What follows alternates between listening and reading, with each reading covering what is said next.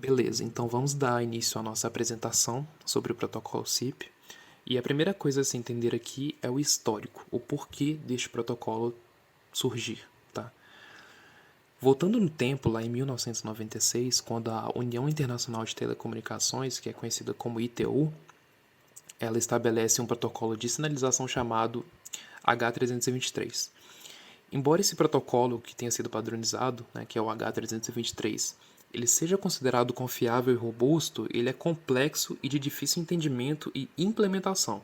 Tá? Então, esses são os principais empecilhos intrínsecos ao protocolo H323. Compreendendo esses empecilhos que estavam intrínsecos, né, nele, a Internet Engineering Task Force, que é a famosa IETF, eles começam a desenvolver um novo protocolo que possuísse a mesma funcionalidade do H323, só que de maneira que esse novo protocolo ele fosse mais simples e de mais fácil implementação, né? E é nesse contexto que nasce o nosso protocolo SIP, que é o que significa Session Initiation Protocol, que é basicamente um protocolo de sinalização que ele inicia, ou seja, ele estabelece, modifica e encerra sessões, tá? E assim foi padronizado este protocolo aí. Beleza, falando um pouco mais sobre a tecnologia, como eu já disse anteriormente, esse protocolo ele possui essa propriedade de estabelecer, modificar e terminar sessões. E essas sessões, o que são essas sessões? Né? De acordo com a RFC, disponibilizado pelo IETF, sessão é basicamente um evento em que há troca de dados entre usuários dessa rede SIP, tá? E beleza, tudo bem. Sabendo sobre o que são essas sessões, é importante saber também que os tipos de dados que são trafegados ali, que são suportados, são dados multimídias, tá? Então você pode transferir um texto, um arquivo, um vídeo, qualquer coisa, porque essa é uma das propriedades, isso é uma das coisas que faz o protocolo SIP ser famoso e interessante, tá? Além disso, você tem uma solução que ela é de fácil implementação, possui um baixíssimo custo, e um exemplo desse baixíssimo custo é quando a gente vai ver aqueles documentos de licitações, sabe? E você vê que o preço unitário ali, e é claro, né, que esses documentos eles se tratam de uma telefonia móvel, uma telefonia fixa, né? E o preço unitário por utilização, né? Ele é baixíssimo e ele funciona justamente em cima do protocolo SIP, tá? Então aí é só citando um exemplo mesmo do baixíssimo custo que o SIP oferece para a gente, tá? Além disso, ele é uma solução aberta, então o código é aberto, você pode pegar lá e implementar. E possui um bom nível de segurança, tá? Então, ou seja, é um protocolo, é um prato de mão cheia, assim, né? Podemos considerar desta forma. Tá, aqui eu choveria um pouco no molhado, né? Mas falando um pouco mais sobre as aplicações e por que chover no molhado, né? Porque eu já citei que este protocolo SIP, ele possui essa capacidade de transferir multimídias, né? Então você estabelece sessões que tem esse poder de transferir dados multimídia, né? Como já disse anteriormente, então você transfere textos, vídeos, áudios e por aí vai, tá bom? Um exemplo de aplicação que eu acho interessante citar aqui é o ICQ. Tá? O ICQ foi por muito tempo um dos maiores, se não o maior, aplicativo de transferência de mensagens instantâneas. Tá? Acho que chegou a ter aí 100 milhões de usuários utilizando lá na década de 90. E então ele funciona em cima do protocolo SIP. Né? Então é interessante saber disso aí também. Beleza, entrando um pouco mais na parte técnica aqui, falando dos componentes, nós vamos ter duas entidades principais, tá? Que é o User Agent e os servidores. Tá, o que é um User Agent, né? Um User Agent, ele é um terminal SIP. Em outras palavras, ele é uma estação final, tá?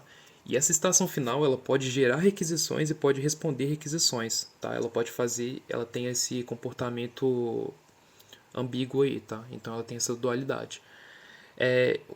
Aí, né, divide-se em dois tópicos aí, é o UAC, que é um User Agent Client, que é basicamente ele vai gerar solicitações enviar essas solicitações para os servidores, né? E o User Agent Server, ele vai receber as solicitações e responder. Processa e responde. É importante a gente fazer aqui aquele paralelismo, né, com o funcionamento do HTTP, porque o modelo que o protocolo SIP utiliza é aquele modelo de requisição-resposta, que é muito útil. E assim, lembra muito o protocolo HTTP, né? Então, uma vez que você entendeu o protocolo HTTP, pelo menos o básico, você não vai ter muitos problemas assim para entender o protocolo SIP. Tá, falando um pouco mais dos servidores, a gente vai explicar um pouco mais lá para frente, né, quando falarmos da funcionalidade do protocolo SIP, mas temos aí o proxy, o register, o location e o redirect. Passando um pouco para os métodos, temos esses métodos aí, tá? O invite, o ACK, e esse ACK aí você lembra do protocolo TCP, né? Que é o acknowledgement. Options, register, cancel e o buy. A gente vai explicar um pouco mais deles, pelo menos parte deles lá para frente, mas fica aí as descrições, tá? O invite ele solicita o início da sessão, o ACK confirma que a sessão foi iniciada, o options consulta os recursos do destino e por aí vai, tá bom? Tá, então a gente passa para o funcionamento do protocolo SIP, tá? E como você pode ver no gráfico aí, a gente tem dois user agent, tá? E lembrando, esses dois user agents que são, né, identificados aí pelos números 1234 e 4321, eles podem funcionar tanto como clientes quanto servidores, tá? Só lembrando aqui.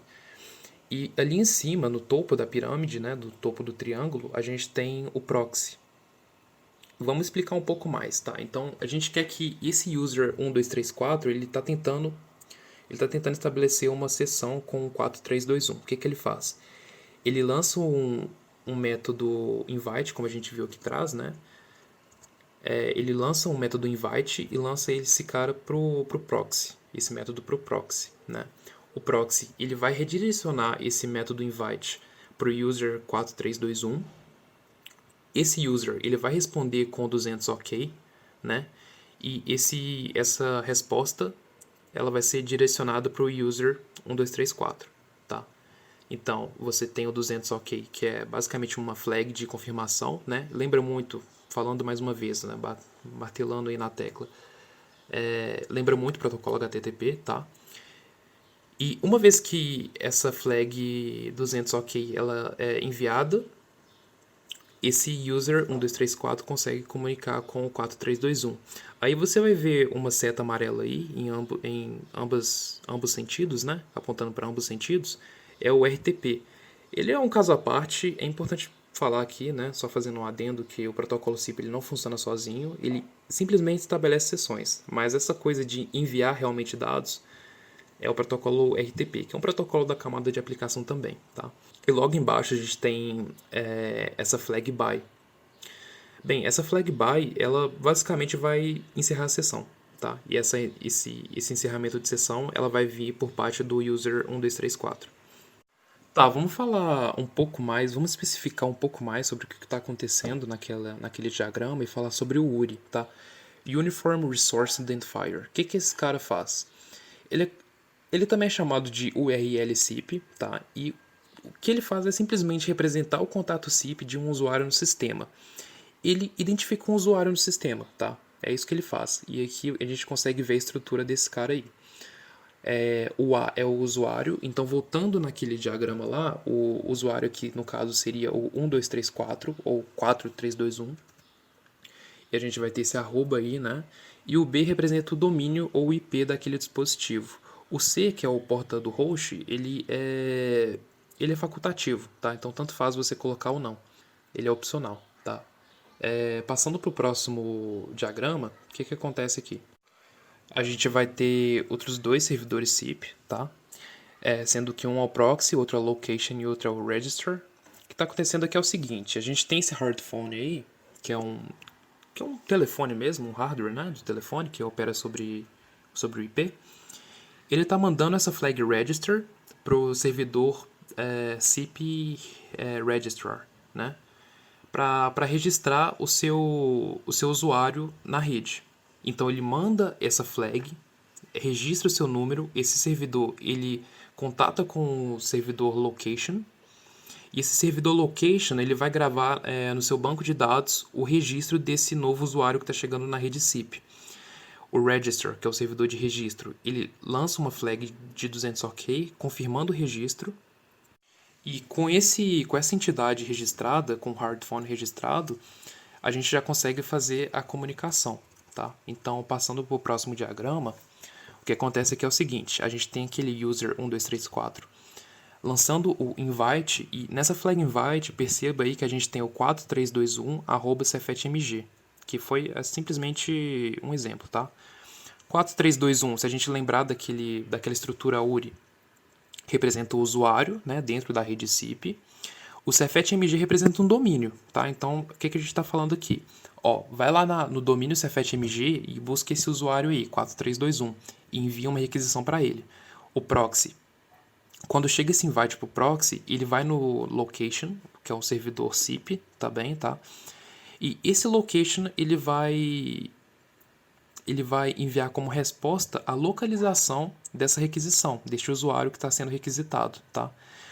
O proxy pega isso e lança e redireciona, né, essa flag invite pro destino, que é o 4321. O 4321 ele envia uma resposta 200 OK confirmando e pro proxy, né? E esse proxy redireciona essa resposta pro user 1234. Bem, depois disso, o user 1234 e o user 4321 já conseguem realizar as suas trocas de dados, né, em cima do protocolo RTP. E é claro que vale salientar aqui que normalmente não é bonitinho assim não, tá? Normalmente assim, eu falo que tem casos em que eles pegam essa função do register location e do proxy e coloca tudo no hardware só. Tá, isso é bem comum, eles fazem essa integração e isso simplifica mais, né, a rede. Então você tem uma entidade, um servidor que realiza tanto a função de proxy quanto de location quanto de register, tá? Bom, agora falando sobre as vantagens do SIP. Dentre as principais vantagens, nós podemos destacar a flexibilidade, a mobilidade e a velocidade. Principalmente por estar aliado à rede VoIP, que, por uma conexão com a internet, garante o envio e recebimento de chamadas em qualquer parte do mundo. O protocolo SIP oferece também liberdade de movimento, isso porque você poderá usar os seus principais recursos onde quer que seja, sem estar preso a um determinado local. Falando agora sobre as principais desvantagens do protocolo, é que nós não podemos utilizá-lo offline, ou seja, seu funcionamento é estritamente dependente de uma conexão à internet. Outra desvantagem é que a troca de mensagens e chamadas pode colocar muita pressão na largura de banda, o que pode influenciar na queda de desempenho da mesma. Com relação à segurança do protocolo e pela semelhança ao protocolo HTTP, os hackers podem acessar informações confidenciais e atacarem a vítima. Então, esse foi o trabalho sobre o protocolo SIP. Meu nome é Heitor Augusto, o grupo é Heitor, eu, Marcos, o Gabriel Araújo Saldanha, Nader Samuel e Lucas de Oliveira. Bom, até a próxima.